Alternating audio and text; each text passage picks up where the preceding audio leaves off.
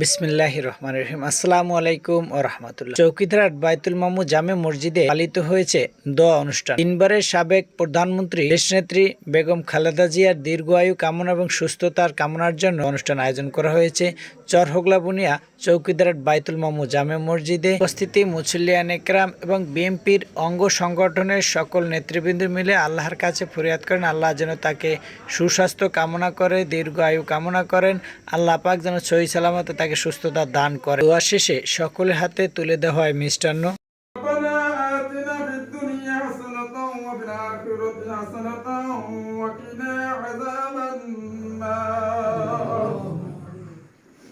وقنا عذاب الموت وقنا عذاب القبور وقنا عذاب الصراط وقنا عذاب الميزان رب ارحمهما كما ربياني صغيرا يا رب العالمين আসরে নামাজের বাদে আপনার পবিত্র ঘরে বসে আল্লাহ হাবিবের দরুদ ও সালাম কারি পাঠ করলাম।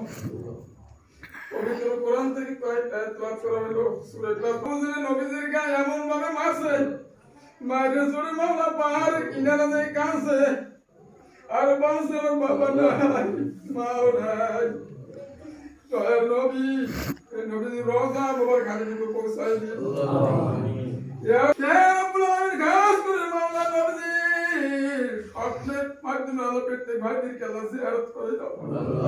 রাব্বুল আলামিন খাস করে মাওলা আমাদের জন্ম দুঃখী মা বাবা দাদা দাদি নানা নানি চাচা চাচি শ্বশুরাত্মীয় স্বজন পাড়া ব্যক্তি ভাই বোনের দ্বন্দ্বকর কবর শিয়াছে মাওলা কত কবর আল্লাহ হাজির করে পৌঁছে ইয়া রাব্বুল আলামিন যে মা দুধ খাইয়া বড় হইলাম, যে মার কাকি দিলে বড় হইলাম, যে মায়ের মতন আপন কেউ ছিল না তুমি এসে দেখলাম সেই মা অন্ধকার কবর শোয়াই রাখলাম, মার কোনো খবর রাখি না।